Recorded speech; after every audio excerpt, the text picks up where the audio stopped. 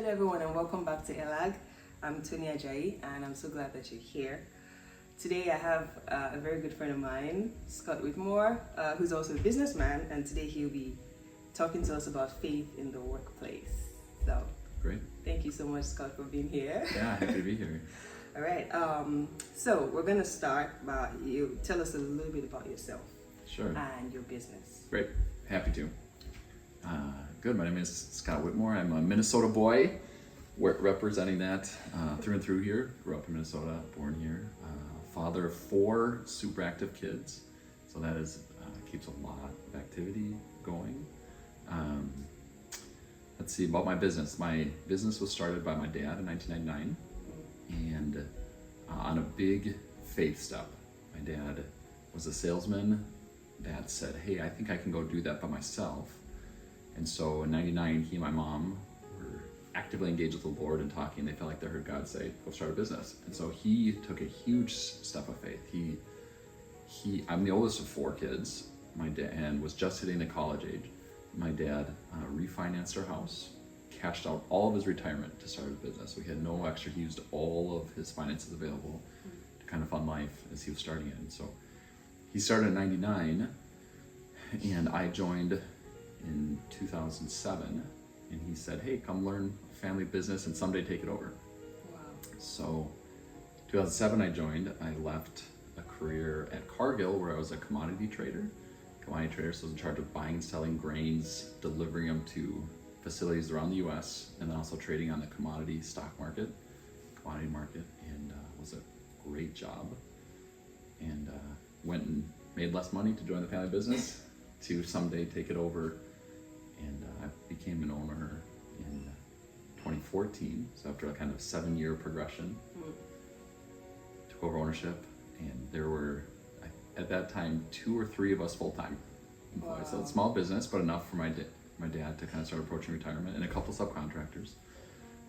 Now there are 13 of us, so I've done all sorts of changes and see a lot more kind of potential for growth. So there are 13 of us. What was our worldwide headquarters out of my dad's basement, we now have 2 offices, one in Minneapolis, one in Iowa, and service techs and trucks and people kind of traveling all around servicing equipment in an 8-state area. So business is 25 years old, took it over, joined in 2007, has been an owner since 2014, and kind of happy to talk about what it means to bring Jesus to doing business. Yeah. Thanks for having me. Before we go on, you're probably going to give us a website or something that we can put so people can visit. Sure. Okay. You can check it out. Yeah. It's, my name's Scott Whitmore. This is the company name, which is whitmoreinc.com. Okay. If you are in the sand and gravel business and you have heavy equipment, so if you have yellow iron, you would be familiar with us. If you're not, you probably won't know us at all, which is totally fine. So there's a lot of heavy equipment that moves aggregate product, asphalt material, concrete, sand and gravel all across the US. And that heavy equipment, we put technology onto that. So yeah, so you'll find that's one part of it. Then a second part of it is we are industrial distributors. We supply all sorts of industrial goods to companies that'll take our big product and cut it down to outfit John Deere tractors or to make different things. So there's 2 parts of our business. Awesome. Yep. Awesome. Thank you. Thanks for that overview. Okay.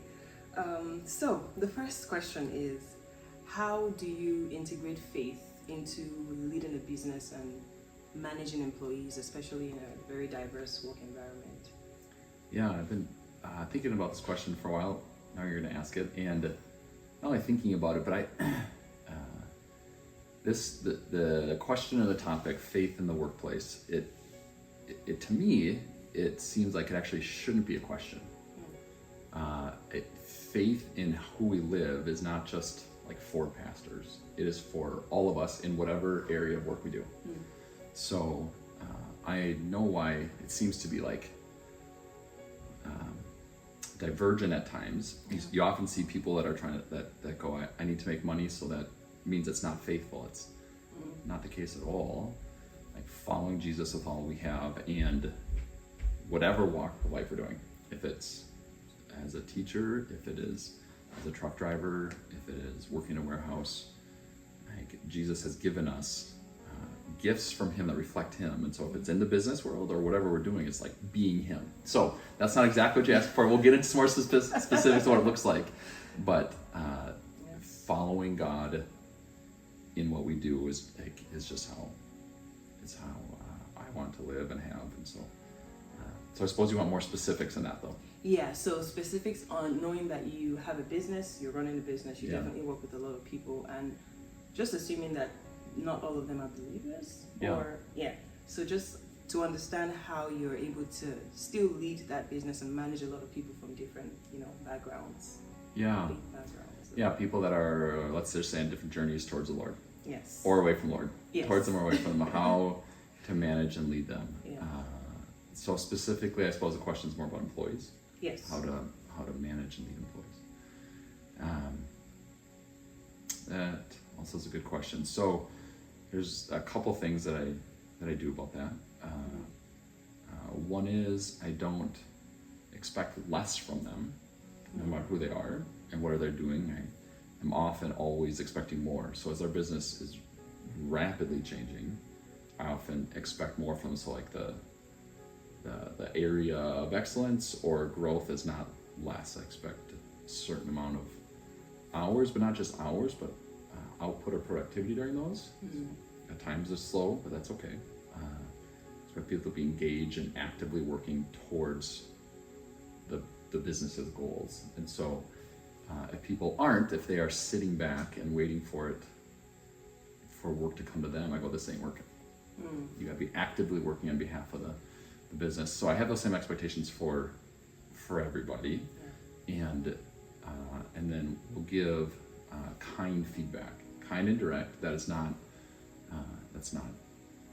diminutive of the person or who they are, but say, hey, these are things that are going really well. These are things that you're being too passive on, and that could be you're just sitting waiting for things to happen, and you proactively thinking about them. And so we'll do that in a diverse. Everybody in my company knows that I have a strong faith background, and so there's no question about that. We will oftentimes say, guys, whatever you believe, this is, I know, like this is a gift from God. These orders that we have, this process that we have. Maybe here's a couple other things that we've done. And when COVID hit, people, you may remember COVID, I'm sure everybody does, but like remember distinctly what is happening in my financial situation when COVID hit, because everything shut down. And so when that happened, I said, I don't know what's going to happen, but I can promise you I'll give everybody a 3 months heads up. So we are in this financial spot that if we have to make decisions, we're at least going to give you guys, everybody 90 days. So that's the best I can do, and I'll continue to communicate that on a monthly basis so that everybody knows. So the best I can, and the best scenario that I can, give everybody that kind of. So there's that. There's another scenario where maybe faith was involved. Business every year and years will go up and will go down. We'll go up and we'll go down. I have done a lot of building out our business and a lot of growth. So it means I invest. And not invest isn't just like giving somebody else your money. It means I buy trucks, people, equipment, and say I expect it to go a certain direction. If it is not getting that direction quick enough, then I have invested into people that we don't have business for. So I have too many people for business where I expect it to be somewhere, but it's not there. And so a few months ago, I said, we've invested the last couple of years to expect us to hit a certain level, and we're not there. That means we have too many people. So I called everybody into office and said, we're a company of 12. We have too many people here for where I expect it to be. That means that one of us, we all care about each other deeply, or two of us but I want everybody to be here. So I want everybody to be here because we've all put in time. I've invested, you've invested, we've invested in each other into growing this. And so here's what I expect from you. Expect you guys to not be sitting back. I expect as work comes up, you go, we are doing this work to the best of our ability. And I said, not only that, but I'm also going to invest more into more sales, to hiring more people to derive more work. And everybody went game on. Awesome. And they all said, we want to be here, let's all work harder. So there's certainly like a faith, there's certainly like a business smarts about that, where you go, I still want these, invest in these people, I want them here. We have too many people, but we want to be there. In the last year, this is a lifetime, but in the last month, we've had so much business. Great. So everybody's staying busy and active and engaged. So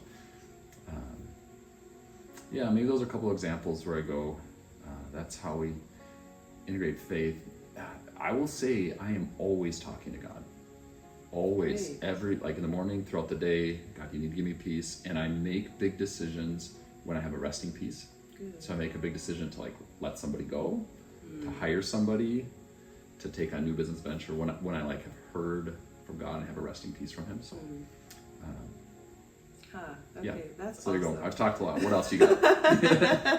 I like how you're able to kind of bring your Christian values and model, leadership and trying to respect everyone and, fairness, which brings me to the next question.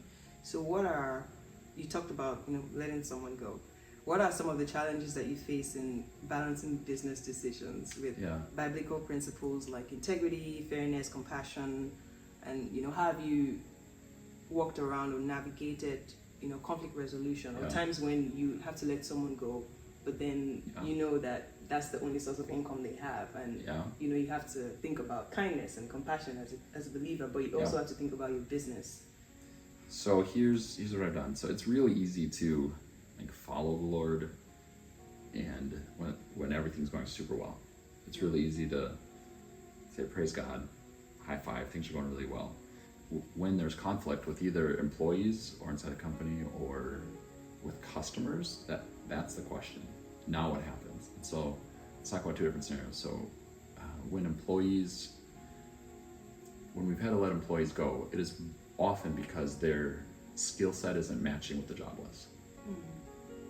So not because they're not kind people, it's because how they're gifted, it can't do that job, or there are other things that are just drawing too much attention to them. So maybe their skill set doesn't match, or it's a 40-hour-a-week job, but we're really only getting 12 hours a week of their attention, or something like that, because their attention is all invested elsewhere. There could be all sorts of other things that are pulling attention away from what we're paying them to do. And so there have been two responses that we have. I typically lose sleep for a few days because I know I've got to let that person go, and then whoever the hiring manager is, or not the hiring manager, whoever the manager is, typically loses sleep too, because it's an important. And we have done 6 different things to remediate that. Not only just remediate it, but say, hey, you're working 12 hours a week, we're paying you for 40. Boy, this job that we hired you to do, it should take somebody 6 hours, but it's taking you 15 with lots of issues. So there are different, and so there's clearly this isn't working. And depending what those jobs are, because we're a small business too, and probably most businesses, we really rely on each other to work well. And that person's output also doesn't just impact their family, impacts everybody else's family. And so I have to make decisions that we call them business decisions, but they're impacting all of our families. And so then after lots of sleep, they come in and we say, this isn't working for whatever reasons. Here are the things we've tried. Here are the reasons, and it's terrible. And sometimes, not always, but there are times where we go, here's what the company does, is maybe like a severance of sorts, depending on how long you've been there, and there's only so much you can do on the company-wide based on precedents that you set in the future. So if you're letting somebody go and you say, you've been here for 4 months and we're going to give you a year's worth of salary or something, you can't do that, because then if somebody's been there for 6 years, you're going to let them go. You can't do that. You have to have same precedent set.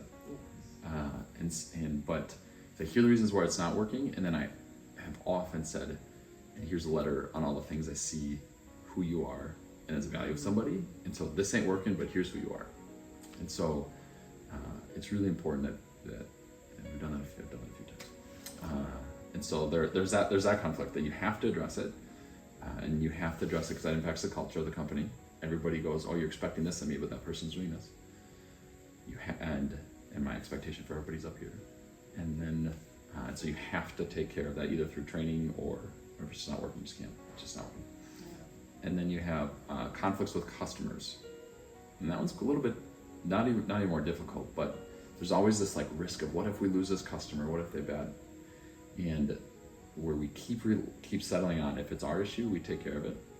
If it's a customer issue, they're paying us for it. We're charging it for it, whatever it is. If it's our issue, if we didn't do the work right, we supplied improper equipment, if it's inside a warranty period, if whatever it is, we take care of it. If you did something wrong, even you're paying us for it, and you have to. And even when customers get stanky and upset about it, okay, if you don't want to buy it from me again, but you're paying for your issue, I'll pay for mine. Yeah. And you have to keep holding that more firm. So those do get complicated when there's a little bit of a gray area. Who was it? And then hopefully our relationships with the customers are, hey, let's just sit down and talk about it. What do you see this? How do you expect to be treated? And let's come up with some sort of solution in this kind of gray area. So. Yeah, awesome. Yeah. As you were talking, I just thought about something which isn't exactly in my notes, but you talked about the customers. What about other competitors in the business, and how do you manage scenarios where a competitor is someone you know or a friend, or and there's like a scenario, situation where you have a client who's trying to make a decision between you and another competitor who's a friend. How do you handle that? So we know all sorts of people in the industry. It wouldn't necessarily be like you and I are selling different things and so we're competing against each other, but maybe we know other people and there are other good people in the industry. I'm not here to support their business.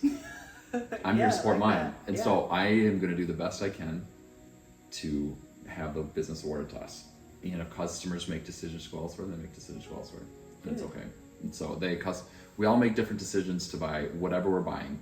Buy an Android or an Apple or Google. Like, you make decisions based upon different thought processes. The Apple's person goal is to get you to understand the value that they have.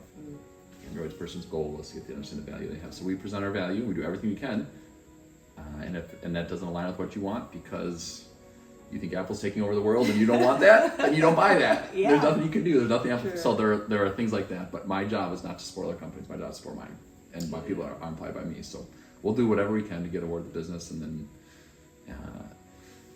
then there is a saying that I've had for years that we hold our business with open hands. And so all the time, every week, all the time, God, what do you want to pour in? What do you want to take out?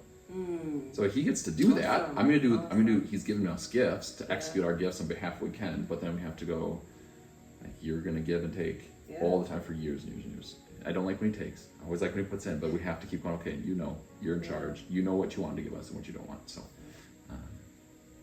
God's overseeing not just mine, 13 employees, but he's overseeing billions of people. So he gets to decide however he wants to distribute. So, and I like how you acknowledge at the beginning that all the sales are a gift from God. So I think that just puts your mind at rest. That whatever God gives, then that's yours. And whatever He doesn't, it puts my mind at rest when it's coming in. Yeah. When we don't have it, I have to go, okay, please, Lord, remind me.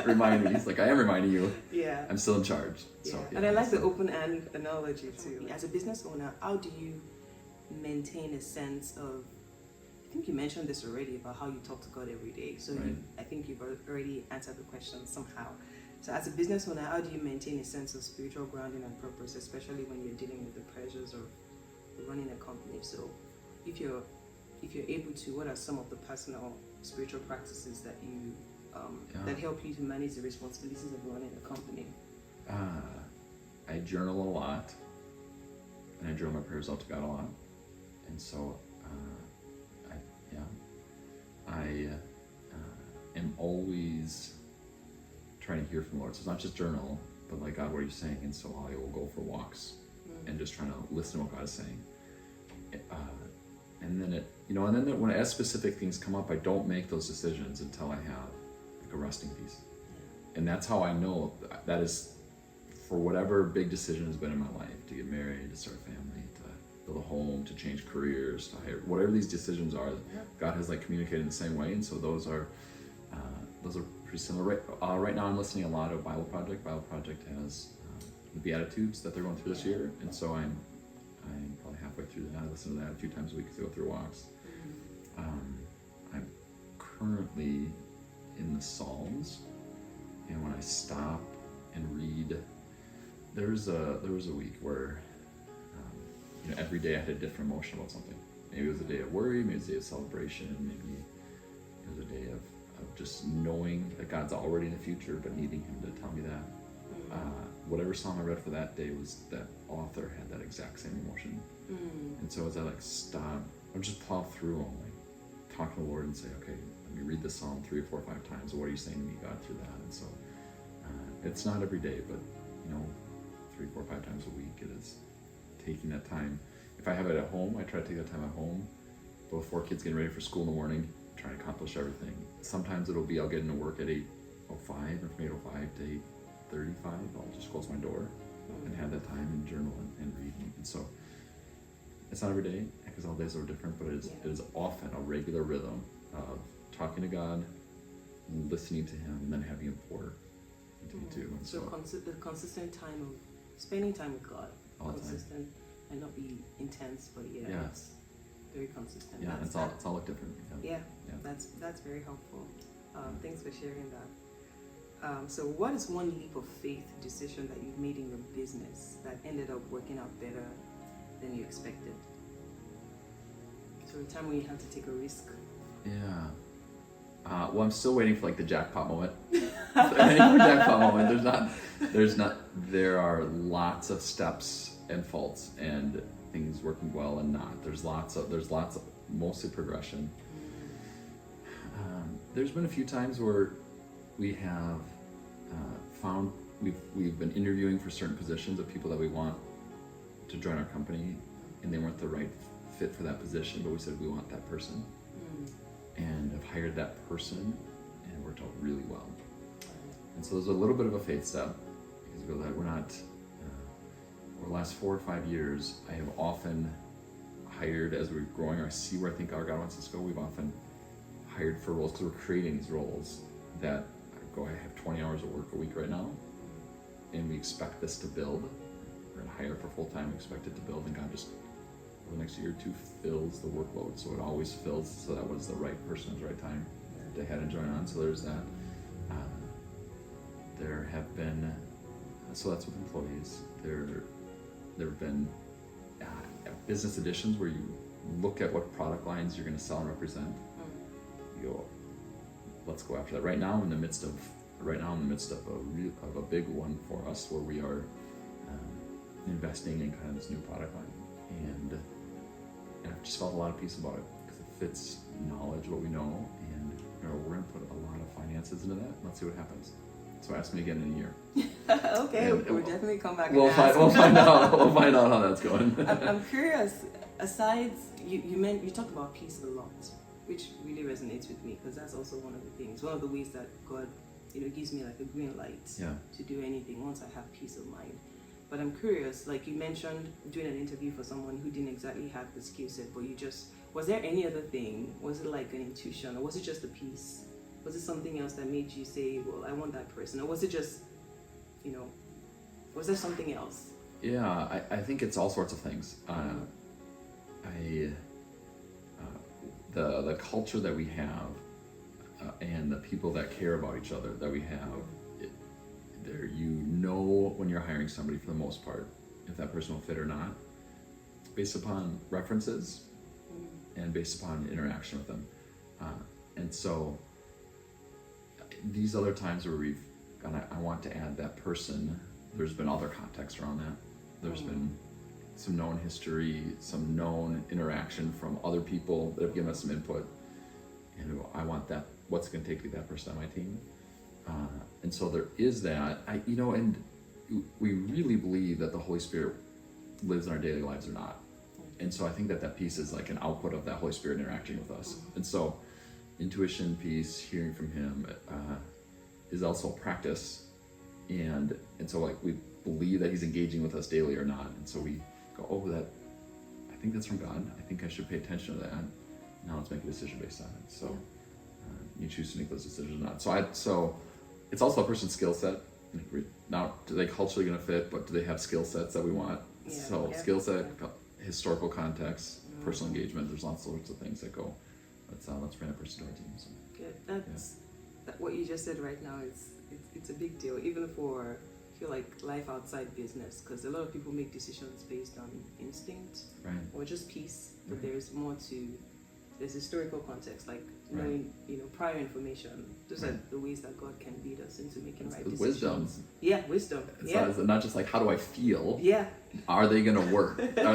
Will they work hard? Well, we'll just see how it goes. And I ain't gonna work. For me. Are you gonna work hard? And do I feel good about you? Awesome. Thank you so much for that. Okay, this went by really well. Okay, we're at the last question now. So, am I passing our test? You're doing well. Okay, great. So this is a surprise question. So you didn't know this beforehand. Okay. If you had to choose a biblical character to be your employee of the month, oh my gosh, who would it be and why? All right, thank you, Sunday school question. A biblical character to be employee of the month. You know what? I think I would choose the David's mighty man that jumped into the trench and killed the lion with his hands. What? Yeah. I didn't see that coming. Yeah, because that guy, lions chase, they're not chased. So lions chase after, they're not the ones being chased. This David's mighty man tracked down a lion and jumped into the danger and said, he was confident in his abilities, he was confident with the God on his side, and slayed him himself. That's the kind of guy that I would go. And you know what? This week, we didn't have anybody just this week. We didn't have anybody kill lions, but we had employees stay till midnight on a job site, working in the dark under headlamps to get a job done. We had employees come back from surgery with doctor's approval and work alongside our team to get jobs done. Another employee put 3,000 miles 1 week on a vehicle to go see customers and travel to get jobs done. And so they are slaying their own mini lions by had another person work late in the night to get 3 projects done in like a 36-hour period, which might have taken 2.5 days, and he got it done in a day and a half. And so we do have people that are saying that's what it takes, I'm going to go do that. And so we have many of those just this week where people are doing all across our company to do those. So anyways, that I'm not sure if that mighty man was, I don't know if that was Abner. I don't remember what that I can't remember too. The character's name. And I'm also reading a book by Jamie Winship that gave that story. So that's probably on my mind about somebody that goes, I know who I am. I know who's on my side. I see the risk and I'm going after it. And so, there's... Yeah, and people who can step out of their comfort zone. I think it also says a lot about how you treat your employees. So if I just go through surgery and I come back with a doctor's report like, hey, I'm fit enough to do this work, it says a lot about how my, the leadership in the company, the values that you uphold. Yeah. I feel like if I had a very mean boss, I wouldn't even want to go back to work. You wouldn't want to do that? Even if I was okay and, surgery went well, I still want to take my time. But it says a lot about, your company values. So. Well, there are other things about those values. And every Monday morning, I send out a text to the group, say, hey, you're welcome to join a company prayer. I was going to ask you that. Thank you for sharing. We say you're welcome to join or not. And sometimes it's me and my brother. And sometimes there's 6 or 8 of us that get on and do different things and pray about whatever people feel comfortable sharing, whatever we all feel comfortable sharing. And so we are kind of trying to navigate that, like, this is personal, this is spiritual, this is also work. Yeah. But how do we invite God and say we want God into this? That's really important. A lot of people in my company are growing fantastic relationships with each other, where they share their own lives and their own stories and what they care about, not care about with each other. That's not the culture of openness is set, and people who they are and how they're wired will choose to engage with each other in different ways. Yeah. But they really care about each other. I had somebody a couple weeks ago. Scott, I've done lots of jobs to take care of my family. This is the first job that I've been here for a few years that I like what I do and I love my company. Oh. And the company is a name, but it's people. Yeah. Right? It's all those people, and it's how we like engage and care, make sure we go, like, you're important here, we appreciate you here, and we want you to do better. Yeah. You know, let's set this, but we want you to keep doing better. And if you're not, we're gonna correct those actions or talk about them so that, because you're not, but we want you here and hear things. So, and we've gotten a few of those different feedbacks from folks, and it has to be like God's presence in the workplace. It has to be making good, fair decisions. Yeah. It has to be paying competent wages. Yeah. You can't just say, God, come, and then not pay people what they're worth. Yeah. Pay people what they're worth. Holding it open also, people can come and go. If they find other jobs they want to work elsewhere, that's fine. You leave them with a blessing. Yes, that's fine. And yeah. and also make good decisions about people that are or not working. There's all sorts of these things that, but it's a constant faith. I think about it all the time. Yeah. I think about engaging with the Lord and what He's doing, and want to not miss it, want to be sensitive to what He's doing, but just always be engaging with God. So it's a constant faith. When you own a small business and you hire a bunch of people, the risk is on lots of people, but like a lot of the financial big decisions are on me. Yeah. And so how does somebody get paid to take care of their family? That's a huge decision. It is. Not only them, but for everybody. How do you grow everybody? People want to keep making more. How do we invest in people versus equipment versus to make it all? There are lots of decisions, but they impact like individual families. And so, and not only is it parents or single folks or whoever, like all sorts impact their families. And so, just gotta walk with the Holy Spirit through all of those. So, I see a very good balance between faith and works. You know, the scripture that says, "Show me your faith." You know, if faith without works is dead. So, from what I hear, it's like there's a good balance between, you know, bringing Jesus into the workplace and then also your works, being able to accommodate everyone, respect everyone, give them competent wages. Yeah, I love that.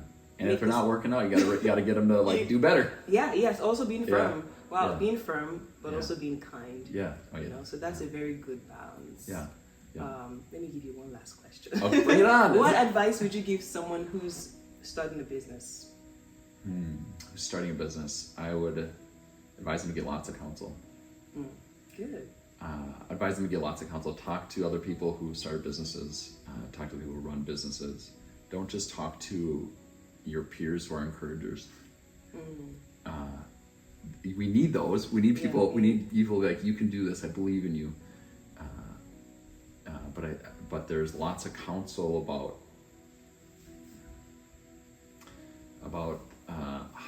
how are you going to market? How are you going to bring in sales? How are you going to process those sales? What type of time do you have now? There are lots of people that go, I want to be a business owner, a business person. And there are lots of really good ideas that should come out. But oftentimes there isn't good counsel around those to go, let me provide some more support or things you're like not thinking about. So I would suggest getting lots of counsel from folks that are further along in their ownership career than they are. Okay. Where that is. Awesome. Yeah, the Bible also says in the multitude of counsel there's safety. Right. So Right. Bring it on. Yes. Bring it on. Bring on more counsel. Yeah. All right. This was a nice session. Great. Thanks for having me. We went straight on. Yeah. I would definitely love to have you again. Maybe next year, so we'll hear about the jackpot story. Well, if there's a jackpot story, there will be. I'm still waiting on it. That's right. That's right. All right. Thank you, everyone, for joining us, and I hope that Scott's story was encouraging and inspiring. And personally, I've been inspired and more encouraged, especially when you talk about peace. I think that's one thing that. That's one way that God speaks to me, through peace. And I think there's a lot of wisdom in your experience, and also knowing that all these experiences are not limited to the workplace. Yeah. You know, there are other aspects of our lives where we can, use wise counsel, prior knowledge, or the peace of God generally, and also the importance of spending quality time with God, even if it's not intense, but as long as you're consistent, quality over quantity. So, Yeah, thank you for that. You bet. We hope to have you again. Thanks for having me, Toni. Thanks. Let's say, kind of as you were talking about the quality time with God, that quality time with God is super important to have when things are really difficult. Yes. And to tell God that it's really difficult. Yeah. So I've been through some really difficult times where I go, God, I'm still coming, and this is really hard. And just keep coming and keep coming and keep coming to that. Keep showing up. Keep showing up, and then as it gets easier, go. Actually, I'm going to celebrate this. In peaceful spots, let's celebrate this peace. And so it's not when things are difficult. Don't stop giving up. Just keep going. Keep going back to God. So, awesome. As you were sharing that, just so much wisdom. Yeah, thank you. You're welcome. Thank you for the words Thanks of for having wisdom. me. All right, and I'll see you on the next one.